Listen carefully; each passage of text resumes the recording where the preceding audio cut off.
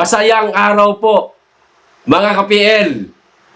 Walang pagdadalawang isip na sinabi ni Roland Assis Monk Olamit, Secretary General at Chairman ng MNLF, na pag natuloy ang pag-aresto kay Pastor Apollo Kibuloy, baka ito na po ang maging mitsa para magkaroon ng people's power.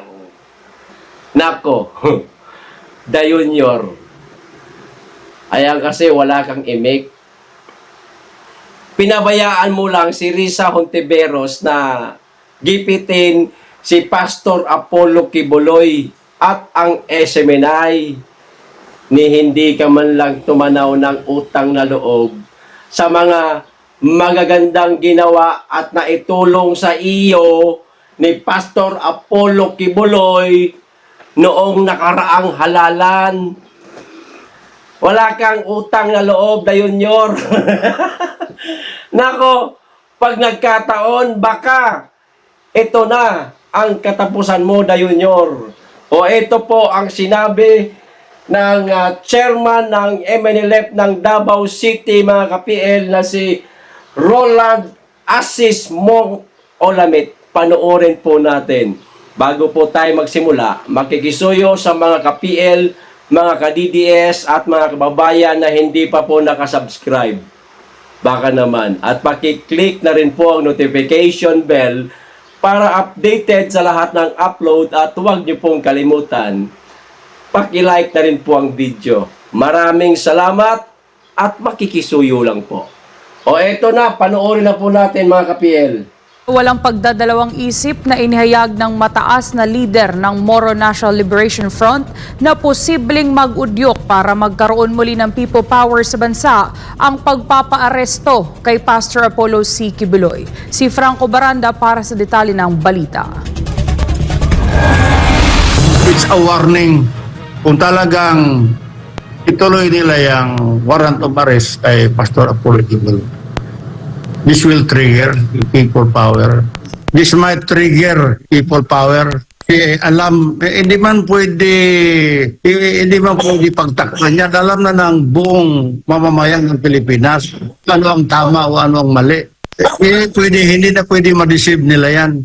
So, ako, I'm praying magkaisa na ang taong bayan ng Pilipino. Magkaisa na. Ito ang naging pahayag ni Roland Assis Monk Olamit, ang Secretary General for Political Mobilization and current State Chairman ng MNLF ng Davao City, sa nangyayaring panggigibit ng mababa at mataas na kapulungan ng Kongreso kay Pastor Apollo C. Kibuloy ng The Kingdom of Jesus Christ sa pamamagitan ng pagpataw ng warrant of arrest.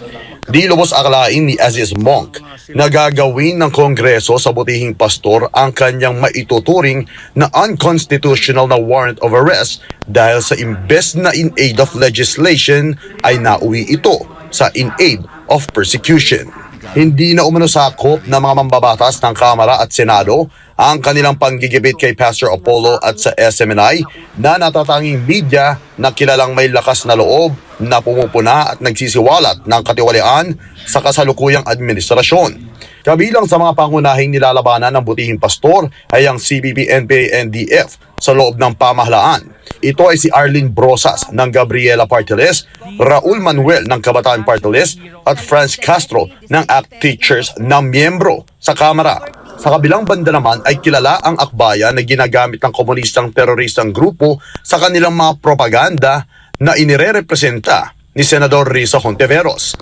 Kapansin-pansin din anya na ang mga miyembro ng nabanggit na mababa at mataas na kapulungan na nagdiin para sa warrant of arrest ng butihing pastor ay may kaugnayan sa naturang teroristang grupo ng Communist Party of the Philippines na pilit na nilalabanan ni Pastor Apollo C. Kibuloy, katuwang ang National Task Force to End Local Communist Armed Conflict.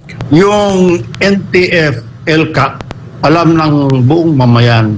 The Armed Forces of the Philippines at saka sa ating mga PNP, malaking tulong ang ginawa ni Pastor Kibuloy in supporting the program ng LTF against communism, against etc. Now, current situation, nagbago, balik ang mga negotiations. Yan pa lang sa pagtulong niya sa NTFL Cup. Nakita ko ang sinseridad, ang laki talaga ng tulong niya sa ating bayan. Sa huli ay wala nang pasintabi na sinabi ni Asis Monk na kabilang ang buong Bangsamoro sa nabudol ng kasalukuyang administrasyong Marcos Jr. Anyway, in my personal, mukhang nabudol tayo. Nabudol ang buong Bangsamoro dyan because the chairman has expected na i-recover ni BBM ang bad image na nangyari sa father niya, the late President Ferdinand Marcos Sr. Ayan, nanawagan na si Roland Asis Monk, mga kababayan, na magkaisa na ang taong bayan. Abay, ano pa hinihintay natin? Tara, let's, mga kababayan. Ha? Di ba, marami sa inyo dyan na sumisigaw na people power na, EDSA 3 na, kung ano-ano eh. Meron pang BBM resign, o paano, halimbawa, pagka nanguna ang grupo ng chairman na ito, itong MNLF, kayo ba willing na sumama sa kanila, mga kababayan? Nagtatanong lang po ako hindi ko po kayo inuudyukan. Baka mamaya sabihin ni Junior, nanguudyok pa ito si PL. Hindi po ako nanguudyok, siya nga naman, bakit pa kasi kinakailangan ipatawag si Pastor Apollo Kibuloy sa Senado? Di ba? Naisampan nyo na ang kaso kay Pastor sa korte. Tama na yung sa korte lang siya haharap. Huwag nyo nang ipagpilitan na humarap siya sa Senado.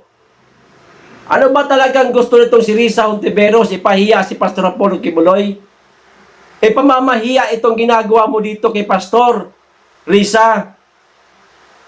Tama na yung nagsampa kayo ng kaso sa 2 korte. Meron pang sa Davao sa ngayong isa. Hindi na kayo nahiya.